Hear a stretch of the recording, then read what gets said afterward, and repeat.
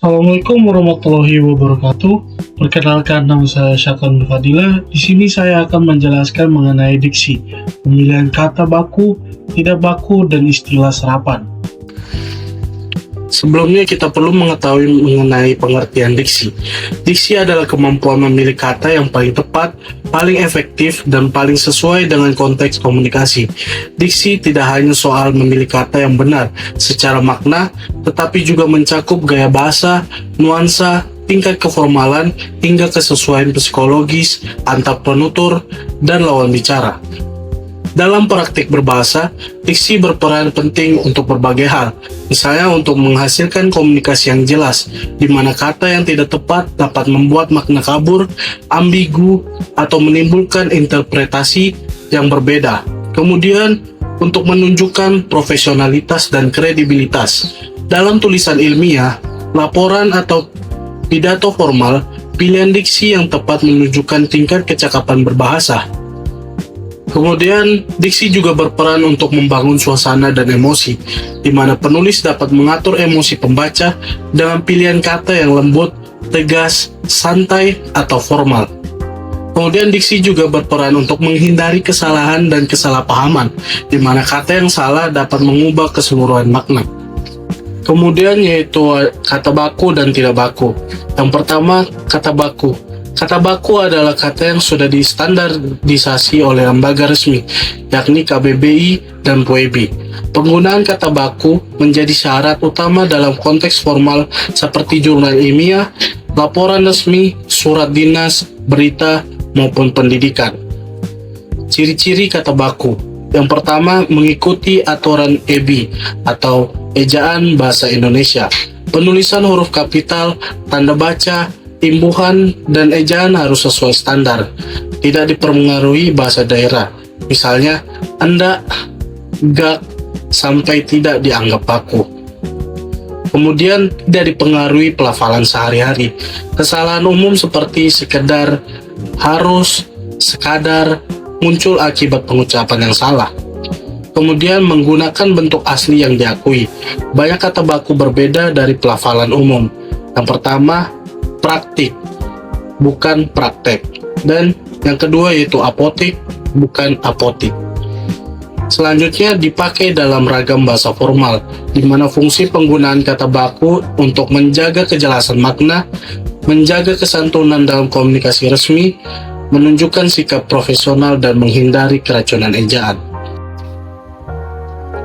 Selanjutnya yaitu adalah kata tidak baku. Kata tidak baku biasanya digunakan dalam komunikasi lisan sehari-hari, percakapan santai atau media sosial.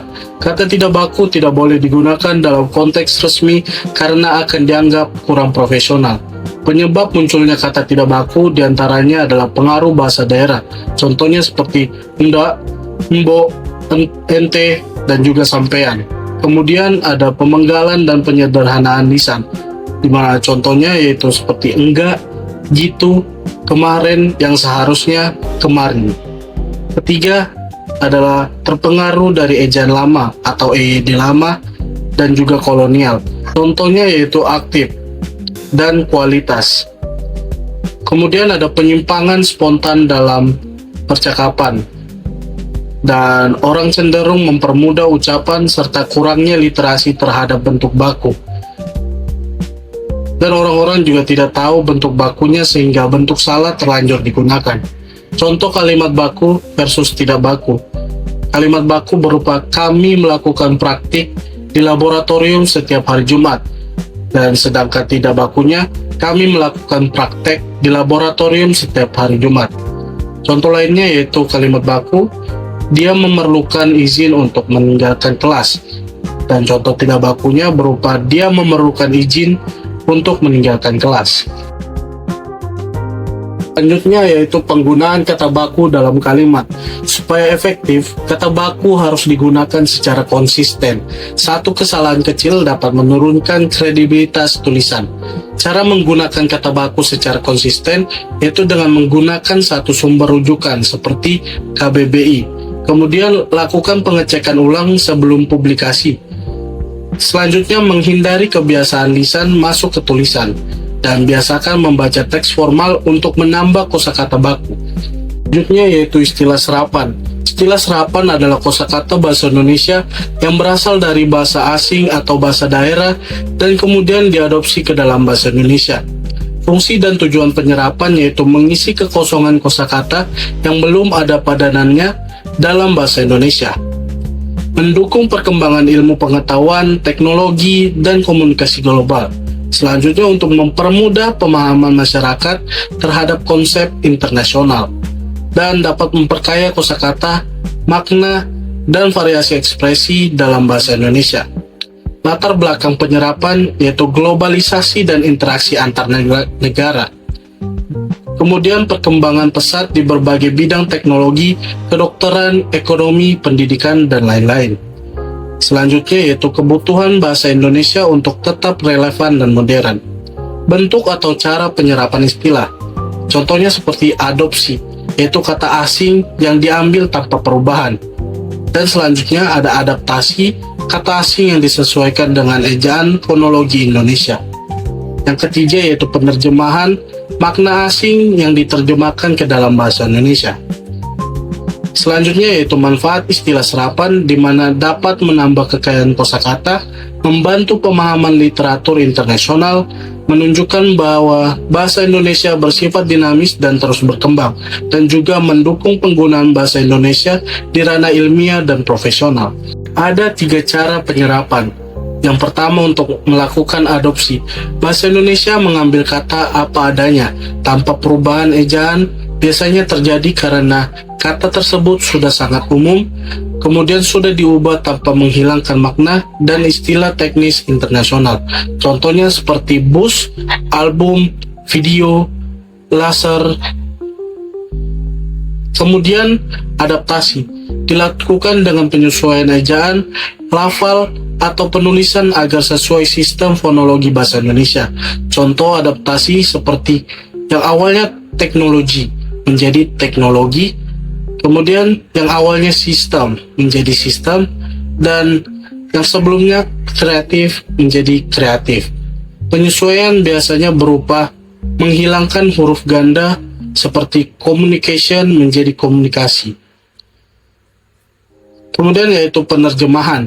Makna diterjemahkan ke bahasa Indonesia secara penuh. Contohnya output diterjemahkan menjadi keluaran, kemudian hardware menjadi perangkat keras, dan deadline menjadi batas waktu. Penyerapan metode ini bertujuan untuk menjaga kearifan lokal, memperluas pemahaman masyarakat, dan menghindari dominasi bahasa asing. Kemudian strategi memilih diksi yang tepat. Yang pertama, mempertimbangkan konteks. Dalam makalah dapat menggunakan kata baku dan formal. Dan dalam percakapan santai, bahasa tidak baku diperbolehkan untuk digunakan. Yang kedua yaitu pilih kata dengan makna paling akurat. Misalnya, melihat dapat diganti dengan mengamati, dan menjelaskan dapat diganti dengan menguraikan. Yang ketiga, sesuaikan dengan audiens.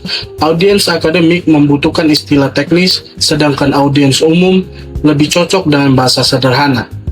Yang keempat, periksa keserasian antar kata. Hindari diksi yang tidak sesuai konteks kalimat.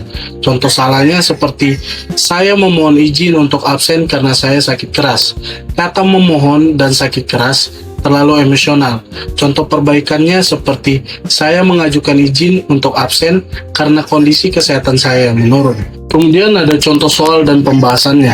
Yang pertama, pilihan kata baku. A. Frekuensi atau frekuensi. Bentuk bakuannya berupa frekuensi tanpa menggunakan W. Alasan tidak ada W dalam sistem fonologi penyerapan. Kedua, identifikasi istilah serapan. Kata komunikasi, termasuk adaptasi dari bahasa Inggris communication. Yang ketiga, perbaiki kalimat tidak baku. Contohnya, kalimat saya mempraktekkan materi pelajaran itu. Perbaikannya menjadi saya mempraktikkan materi pelajaran itu. Penjelasannya, praktik adalah kata baku, imbuhan membentuk mempraktikkan. Dari materi yang saya sampaikan, kita dapat menarik kesimpulan bahwa diksi merupakan elemen fundamental dalam keterampilan berbahasa karena menentukan sejauh mana pesan dapat dipahami dengan tepat oleh penerima. Ketepatan pemilihan kata bukan hanya memengaruhi kejelasan makna, tapi juga kualitas komunikasi secara keseluruhan, baik dalam konteks lisan maupun tulisan. Tanpa diksi yang tepat, komunikasi berisiko menimbulkan salah tafsir, kekaburan pesan, bahkan dapat memengaruhi kredibilitas penulis atau penutur. Dalam konteks berbahasa formal, penggunaan kata baku menjadi keharusan karena berkaitan dengan standar kebahasaan yang ditetapkan oleh KBBI dan POEBI. Kata baku memastikan bahwa pesan dapat diterima secara universal tanpa dipengaruhi ragam daerah atau kebiasaan lisan yang tidak sesuai kaidah. Sebaliknya, kata tidak baku, meskipun sering digunakan dalam percakapan sehari-hari, harus dihindari dalam situasi resmi agar tidak menurunkan mutu komunikasi. Selain itu, pemahaman terhadap istilah serapan juga sangat penting. Bahasa Indonesia terus mengalami perkembangan sebagai bahasa modern yang dinamis, sehingga penyerapannya dari bahasa asing menjadi bagian dari proses perluasan kosakata. Pemahaman mengenai jenis penyerapan seperti adopsi, adaptasi, dan penerjemahan membantu pengguna bahasa memilih bentuk yang paling tepat sesuai konteks penggunaan. Dengan demikian, penguasaan diksi bukan sekedar kemampuan teknis, melainkan keterampilan penting yang mendukung keberhasilan komunikasi dalam dunia akademik, profesional maupun kehidupan sehari-hari. Diksi yang tepat adalah landasan bagi komunikasi yang berwibawa, persuasif, dan bermakna. Sekian presentasi saya, semoga apa yang saya sampaikan dapat diterima dengan baik dan dapat bermanfaat bagi kita semua. Jika ada kesalahan, saya mohon maaf. Wassalamualaikum warahmatullahi wabarakatuh.